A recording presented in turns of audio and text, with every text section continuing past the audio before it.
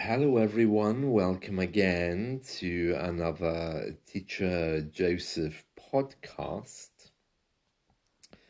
Well, it was very exciting the other night here in my street because in the apartment next door to where I live, the police came. One of my neighbors, it seems, was having a moment of some kind or another. I don't know why. And the police came and took him away. Now, I don't know exactly what happened to him, why they did this, what the background was. A few of my neighbors, of course, were speculating. Isn't it sad how people always speculate, usually with the wrong idea completely? One of my neighbors was sure that it was somehow related to drugs, but she says that about everything. I mean, if a cat wanders into the apartment block, I'm sure she would try to say it's somehow related to drug abuse in the community. So anyway, this man was taken away by police. And of course, we, as you know, because of this week's weekly lesson, we don't have ID cards. So the man was taken away, and then the police wanted to know if anybody had seen him doing anything, if there was any witnesses to whatever crime he had committed. And so they knocked on my door, and they said, "Sorry to bother you, sir. I just wondered, did you see your neighbor or hear any problems, particularly relating to violence, earlier today?" And I said, "No, sorry, officer, I didn't see or hear anything." And then he said, "Oh, no problem, I'm just checking. Would you mind if I take your name?" Now, the reason why he said, "Would you mind?" is because the police here are not allowed to ask you for any personal details unless they suspect you of a crime, or, of course, unless you go to them for help. So they can't just come to you in the street, for example, and say, "Oi, show me your ID," because we don't have any ID to show them. And secondly, it would be intimidating, and that would not be the correct way for police to act in a democracy. So he said, "Would you mind if I took your name?" And I said, "Of course not, no." And I told him I'm Teacher Joseph. And he said, "Okay, and would you really mind if I just took your date of birth and ask how long you've lived here?" And I said, "No, no, uh, I have I have no problem in giving you that information." So he took a note, and then he said, "Thank you very much for your help," and he went on his way. But yeah, that's what happens, you know. We don't have any kind of ID. So, as you read in the weekly lesson, when we go to open bank accounts, when we encounter the police, uh, the responsibility is for us to prove who we are. And if anyone needs to see ID, they will usually say, "Okay, yeah, just bring your ID next time you come to see us, or email in your ID, or if you could come to the office a second time with your ID just to prove who you are." Because we don't carry any documents around with us. Those people who drive will have a driving license, and I think that might have a date of birth on there. I don't know. I mean, I don't drive, and I don't really want to carry my passport with me everywhere I go, which is the only other document I have. I mean, I tried to. What would? Oh yeah, yeah. I tried to open a bank account, and this is when I first came back to the UK. Computer said no. Computer says no, no. Honestly, and I was getting really upset with the woman because every bit of ID I tried to give her, I said, "We don't accept. No, no." Computer says no. or computers say no when they can't even speak properly. It's very annoying that. It's very frustrating. And yeah, that's something which is very annoying. So yeah, the responsibility is on us. We're the ones who need to prove who we are because we don't have ID cards. So most places will try to help by saying, okay, give us photographic ID, give us a passport, utility bill from an energy company, um, so we can try those. Weirdly, when I applied the other day to go on a university course, they never asked me for anything. No ID, nothing. And I was thinking to myself, that's a little bit odd.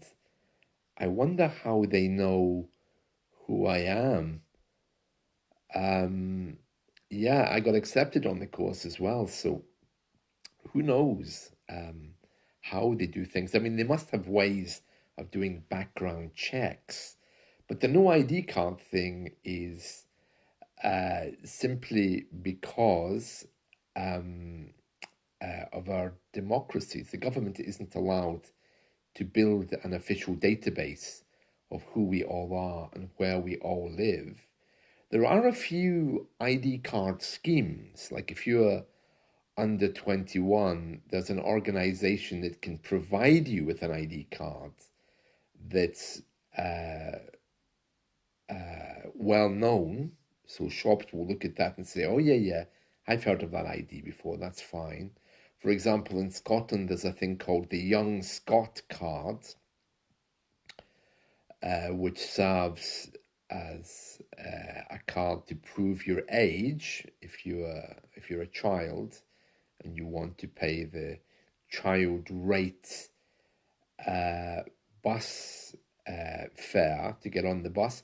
Although children in Scotland, you might be surprised to know that if you're under 22 and you live in Scotland, you travel free anyway.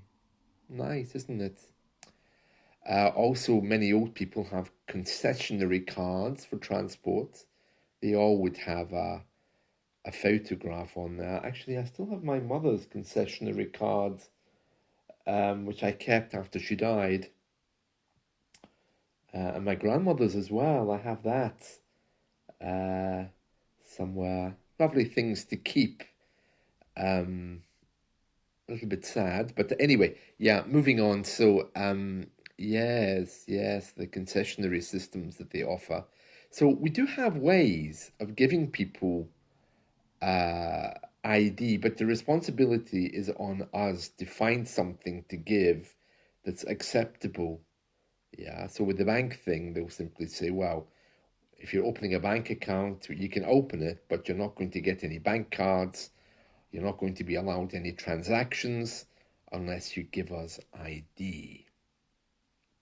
And I think there's one bank specializes in overseas students to try to make it easier for them because they know that if you've just arrived in the country, you're not going to be able to provide a proof of address, for example. So very interesting, isn't it? How these things work. Anyway, so the police kind of like took the man away, my neighbor, and the other neighbors in this block had all congregated outside, pointing the finger of judgment. I hate that, you know. Something in British society, especially in more impoverished areas, it's like watching someone going to die. You know, if there's an ambulance outside taking someone away, or if the police are there at an incident, people will gather to watch it. Even at a car accident, people will gather round. I really, really have a problem with that. I mean, of course, I was watching from the window, but it's not very nice when crowds of people and the police were saying, you know, stand back. Meanwhile, my other neighbor was running around telling everyone it was drugs. I don't know why people thought of that. I mean, there is certainly a drugs epidemic here, but my feeling, my sense is that the man had some kind of mental health problems, I was talking to him a few days ago. He seemed a lovely man. You know, he didn't look like the kind of person that had a whole stack of drugs up his nose. Uh, Very nice person. So I don't know uh, what was happening, but he hasn't returned. And yeah, I do feel sorry. I mean, the family must be very, very embarrassed at the commotion that was created by his behavior. But yeah, the police took him away, and our landlords contacted us yesterday to just to reassure us that everything was fine. I think he heard about it because my other neighbor was complaining to anybody that would listen that there was a drugs problem. So very sad, very sad. I really do hope that wherever he is, he's doing well. And that's it from me for today. So that's the story of ID cards in the UK. We don't have them. And even when we get arrested, you know, if the police can't identify you, they'll take your DNA, or they will, you know, look at your bank card to see if your name's on it. But we don't have ID cards to show. So it can take a little bit of time for someone to find out who you are. I'm always worried about that because, of course, if you're in the streets, if you have an accident, how will they know who you are? Well, they can look at your mobile phone. It now has an emergency contact procedure, doesn't it? So that's one thing they can do. Another thing they can do is if they take you to a hospital, they can try to revive you so you can at least say your name. But it is quite common, you know, for hospitals to issue statements to say, we have someone here, we don't know who they are. If you're missing a friend or a relative, can you please get in touch?